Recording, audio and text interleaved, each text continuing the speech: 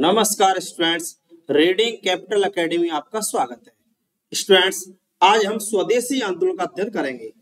स्वदेशी आंदोलन यह 1905 में हुआ था। स्वदेशी आंदोलन या बंग भंग आंदोलन या बहिष्कार आंदोलन। तो मित्रों, पहला इसमें क्वेश्चन है, बंग भंग विरोधी आंदोलन प्रारंभ किस तिथि से हुआ था? बंग भंग या स्वदेशी आंदोलन किस तिथि से प्रारंभ हुआ था? 20 जुलाई, 7 अगस्त 1905, 16 अक्टूबर 1905, 7 नवंबर 1905। तो स्टूडेंट्स का आंसर होगा 7 अगस्त 1905। 7 अगस्त 1905 को कलकत्ता के टाउन हॉल से, कलकत्ता में एक टाउन हॉल जगह है, कलकत्ता के टाउन हॉल से स्वदेशी या बंग भंग आंदोलन प्रारंभ हुआ था। यह क्यों प्रारंभ हुआ था? इसका कारण था 20 जुलाई 1905 को बंगाल विभाजन की घोषणा कर दी गई। बंगाल विभाजन 20 जुलाई 1905 को बंगाल विभाजन की घोषणा की गई थी और बंगाल विभाजन घोषणा के उपरांत 7 अगस्त 1905 को स्वदेशी बंग भंग आंदोलन प्रारंभ किया गया था। यह बंगाल विभाजन घोषणा लागू कब की गई थी? ये की गई थी 16 अक्टूबर को। यह घोषणा लागू की गई 16 अक्टूबर 1905 को। यह बंगाल विभाजन घोषणा लागू की गई। इसका अर्थ है कि 16 अक्टूबर 1905 को बंगाल विभाजन कर दिया गया। 20 जुलाई 1905 को बंगाल विभाजन घोषणा की गई और 7 अगस्त 1905 को स्वदेशी बंग भंग आंदोलन प्रारंभ हुआ था। यह भारत का प्रथम राष्ट्रीय आंदोलन था। इससे भारतीयों में राष्ट्रवादी मूल्यों का विकास हुआ और भारत में ब्रिटिश सरकार के प्रति भय समाप्त हो गया था। नेक्स्ट है, 1905 में बंगाल विभाजन के समय वायसराय कौन था? तो स्टूडेंट्स, उस समय वायसराय था लॉर्ड कर्जन। लॉर्ड कर्जन ने 1905 में बंगाल का विभाजन किया था। बंगाल का विभाजन किसने किया था? लॉर्ड कर्जन ने बंगाल का विभाजन किया। 16 अक्टूबर 1905 को से लागू कर दिया गया था। उस समय भारत का वायसराय कौन था?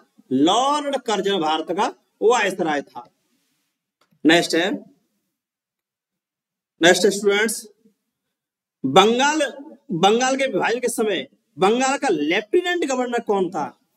एक होते गवर्नर, एक होते थे लेफ्टिनेंट गवर्नर, उप गवर्नर। तो उस समय सर एंड्रयू फ्रेजर, ये फ्रेजर उस समय लेफ्टिनेंट गवर्नर था। ये लेफ्टिनेंट गवर्नर था।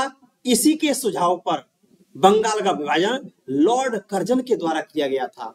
इस तरह से बंगाल का लेफ्टिनेंट गवर्नर कौन था? Sir Andrew Fraser. नेक्स्ट है, निम्नलिखित में से स्वदेशी आंदोलन के आलोचक था और पूर्व और पाश्चात्य के मध्य बेहतर संबंध का समर्थक था। वह कौन से भारतीय थे जो स्वदेशी आंदोलन की आलोचना करते थे और पाश्चात्य संस्कृति और भारत की संस्कृति के बीच में बेहतर संबंध के समर्थक थे? इसका होगा रविंद्रनाथ टैगोर।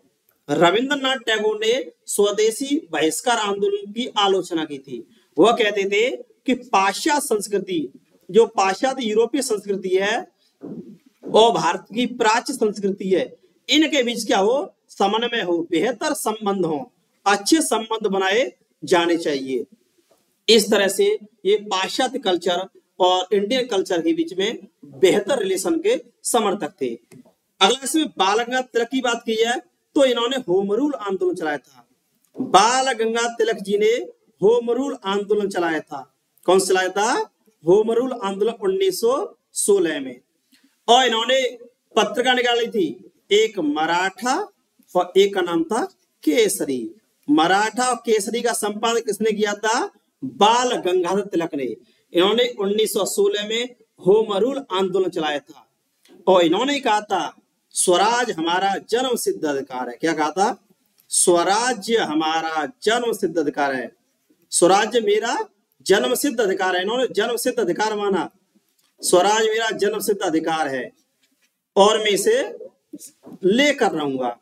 इस तरह से तिलक महोदय मराठा और केसरी के संपादक थे, होम रूल आंदोलन के संचालक थे और स्वराज मेरा जन्म सिद्ध अधिकार एक वाक्य कहा इन्होंने। ठीक है स्टूडेंट। नेक्स्ट है, बंगाल में ब्रिटेन की वस्तुओं के बहिष्कार का सुझाव। ब्रिटेन से जो मैन्युफैक्चरिंग मटेरियल इंडिया बिकता था, उसके बहिष्कार का सुझाव किसने दिया था? ये दिया था कृष्ण कुमार मित्र ने। कृष्ण कुमार मित्र ने आरंभ में जो स्वदेशी बहिष्कार आंदोलन शुरू हुआ था, स्वदेशी बहिष्कार आंदोलन, उस आंदोलन का नेतृत्व किया था। इस स्वदेशी बहिष्कार आंदोलन, इसे हम बंग भंग आंदोलन भी कहते हैं, क्योंकि बंगाल विभाजन के विरोध में चलाया गया था। इसमें कृष्ण कुमार मित्र ने नेतृत्व किया था। ठीक है ना। इसी में नेक्स्ट है, बंगाल का विभाजन मुक्त किया गया था। क्यों किया गया था बंगाल का विभाजन? बंगाल में बहुत तेजी से राष्ट्रवादी विचारधारा फैल रही थी। कौन सी? राष्ट्रवादी विचारधारा। और राष्ट्रवादी विचारधारा को कैसे कमजोर किया जाए, तो अंग्रेजों ने प्लान बनाया कि हिंदू और मुस्लिम हैं, इनको आपस में लड़ाया जाए। हिंदू और मुस्लिम समुदाय को आपस में लड़ाया जाए। ये आपस में लड़ेंगे तो ब्रिटिश सरकार के अनुकूल माहौल बनेगा। इस तरह से बंगाल में राष्ट्रवाद को कमजोर करना था और हिंदू और मुसलमानों में फूट डालना था। ये आपका आंसर सही हो जाएगा। बंगाल में जो नेशनलिस्ट राष्ट्रवादी विचारधारा तेजी से पनप रही थी और हिंदू मुस्लिम सब एक मुद्दे पर एक साथ आना चाहते थे, तो इसके कारण बंगाल का विभाजन लॉर्ड कर्जन के द्वारा कर दिया गया था। नेक्स्ट है, स्वदेशी और बहिष्कार पहली बार किस घटना के द्वारा संघर्ष की विधि के रूप में अपनाए गए थे? स्वदेशी और बहिष्कार का विचार किस आंदोलन लाया था? तो ये आंदोलन हो जाएगा आपका बंगाल विभाजन के विरुद्ध। बंगाल विभाजन के विरुद्ध जब बंगाल का विभाजन 1905 में घोषणा की गई थी, तो स्वदेशी और बहिष्कार आंदोलन चलाए गए थे। इसमें मुख्यतः 4 विषय शामिल थे। एक थे स्वदेशी का विचार शामिल किया गया था इसमें, और एक था स्वशासन का विचार शामिल किया गया। एक बहिष्कार भी शामिल कर लिया गया था। स्वदेशी, स्वशासन, बहिष्कार और शिक्षा, 4 विषयों को लेकर के ये आंदोलन शुरू किया गया था। 4 विषयों को लेकर के स्वदेशी बंग भंग आंदोलन शुरू किया गया था। स्वदेशी यानी भारत में निर्मित वस्तुओं का उपयोग किया जाए। स्वशासन, भारतीयों का शासन हो। बहिष्कार, ब्रिटिश सरकार की वस्तुओं का बहिष्कार किया गया, उनको जलाया गया। और राष्ट्रीय शिक्षा, भारतीय मूल्य वाली शिक्षा होनी चाहिए। इसी तरह से होम रूल आंदोलन 1916 में चलाया गया था। असहयोग आंदोलन 1920 में चलाया गया था। साइमन कमीशन भारत 1928 में आया था। इस तरह से स्वदेशी और बहिष्कार के विचार 1905 में बहिष्कार आंदोलन शामिल किए गए थे। नेक्स्ट है, मद्रास में स्वदेशी आंदोलन किसने चलाया था? मद्रास में ये चिदम्बरम पिल्ले ने चलाया था। चिदम्बरम पिल्ले ने स्वदेशी या बहिष्कार आंदोलन चलाया था। दूसरे पूछा जाए कि मद्रास में असहयोग आंदोलन, ये सविनय अवज्ञा आंदोलन किसने चलाया था? मद्रास में सविनय अवज्ञा आंदोलन देखा जाए और यहाँ इन्होंने यात्रा की थी दांडी मार्च की तरह ही, तो ये चलाया था सी राजा गोपालाचारी ने। सी राजा गोपालाचारी ने 1930 में जो सविनय अवज्ञा आंदोलन चला था उसे मद्रास चलाया था। और चिदम्बरम पिल्ले ने 1905 में जो स्वदेशी बहिष्कार आंदोलन हुआ था उसे चलाया था। ठीक है स्टूडेंट्स, सी राजा गोपालाचारी भारत के प्रथम गवर्नर जनरल भी बने थे भारतीय मूल के। ठीक है ना। और चिदम्बरम पिल्ले 1905 की घटना है। नेक्स्ट है, निम्नलिखित में से किसने स्वदेशी आंदोलन का नेतृत्व दिल्ली में किया था? स्वदेशी आंदोलन संपूर्ण भारत में फैल गया था। इसका मुख्य केंद्र बंगाली था, तो इसका दिल्ली में नेतृत्व किया था सैयद हैदर रजा ने। सैयद हैदर रजा ने स्वदेशी आंदोलन का दिल्ली में नेतृत्व किया था। इसी को लेकर के कि स्वदेशी आंदोलन संपूर्ण भारत में चलाया जाए या बंगाल में, तो इस मामले को लेकर के कांग्रेस में विभाजन भी हो गया था। एक तो बंगाल के समर्थक थे कि इसको बंगाल में चलाया जाए, और एक थे संपूर्ण भारत में। जो उदारवादी थे वह तो केवल बंगाल में ही स्वदेशी आंदोलन चलाने के समर्थक थे। जो उग्रवादी या हम इनको कहते क्रांतिकारी, ये क्रांतिकारी थे, ये गरम दल के नेता थे, ये गरम दल के लोग थे। ये गरम दल के लोग संपूर्ण भारत में इस आंदोलन को ले जाना चाहते थे। जब स्वदेशी बहिष्कार आंदोलन संपूर्ण भारत में चला जाएगा तो संपूर्ण भारत में राष्ट्रवादी मूल्य पैदा होंगे, ब्रिटिश सरकार के विरुद्ध माहौल बनेगा जिससे भारत को स्वशासन प्राप्त करने में आसानी होगी। इस तरह से नेक्स्ट क्वेश्चन है, निम्नलिखित वर्गों में से कौन 1905 के स्वदेशी आंदोलन अप्रभावित रहा या जिसने बहुत कम भाग लिया? महिलाएं, इसमें भाग लिया था महिलाओं ने, ये सही है। मुसलमान, मुस्लिम समुदाय ने इसमें अधिक भाग नहीं लिया था। किसान, इसने भी ज्यादा भाग नहीं लिया था। बुद्धिजीवी वर्ग, इन्होंने भाग लिया था। तो इस तरह से महिलाओं ने तो भाग लिया था, बुद्धिजीवी वर्गों ने भाग लिया था, लेकिन मुस्लिम समुदाय ने और किसानों ने अधिक भाग नहीं लिया था। इसका पहला हो जाएगा, पहला और चौथा। महिलाओं ने भाग लिया और बुद्धिजीवी वर्ग ने भाग लिया। मुस्लिम समुदाय उदासीन रहा, क्योंकि जब बंगाल में विभाजन घोषणा की गई थी तो बंगाल में राखी दिवस मनाया गया था, राखी दिवस मनाया गया था। और इसी दिन बंगाल में शोक दिवस मनाया गया था।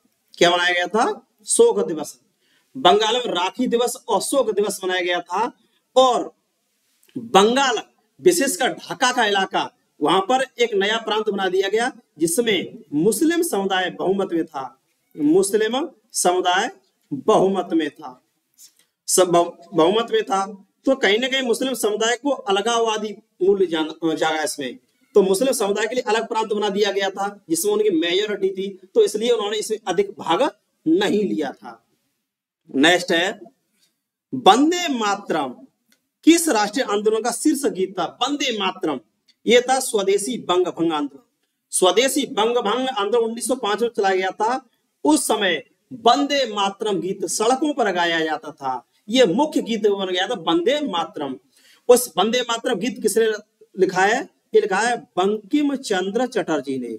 बंकिम चंद्र चटर्जी ने, बंकिम चंद्र चटर्जी ने वंदे मातरम गीत की रचना की है। और कौन से उपन्यास में? आनंद मठ में। आनंद मठ में वंदे मातरम गीत की रचना की है बंकिम चंद्र चटर्जी ने। वंदे मातरम सुजलाम सफलयम मलय शीतलम सस्य श्यामलम मातरम वंदे मातरम, ये भारत का वर्तमान में राष्ट्रीय गीत है। वंदे मातरम क्या है? वंदे मातरम भारत का राष्ट्रीय गीत है। ठीक है स्टूडेंट्स। इसी तरह रॉलेट एक्ट, ये एक काला कानून था, इसे काला कानून कहा जाता रॉलेट एक्ट को। ठीक है ना। असहयोग आंदोलन ये 1920 में चलाया गया था। और चंपारण नील किसान आंदोलन 1917 में। गांधी जी ने सबसे पहला आंदोलन कौन सा किया था? चंपारण नील किसान आंदोलन, जो कि बिहार में है। इस तरह से ये देखा जाए, Indian society of oriental art, भारतीय प्राच्य कला के लिए, प्राच्य कला के लिए Indian society of oriental art की स्थापना किसके द्वारा की गई थी? ये की थी अवनींद्रनाथ टैगोर के द्वारा। अवनींद्रनाथ टैगोर के द्वारा Indian society of oriental art की स्थापना की गई। ये भारतीय प्राचीन कला को पुनर्जीवित करना चाहते थे। यह स्वदेशी आंदोलन के समय की गई थी। नंदलाल बोस और मनोज लाल सिन्हा कौन है? इन्होंने संविधान में कलाकारी की थी, कला की थी।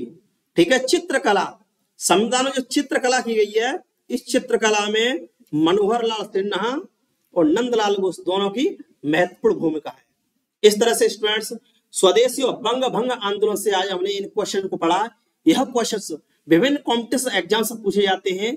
एक बार रीडिंग कैपिटल अकेडमी आपको पुनः स्वागत करता है। इस चैनल को लाइक कीजिए, सब्सक्राइब कीजिए, शेयर कीजिए, कमेंट्स कीजिए। धन्यवाद स्टूडेंट्स।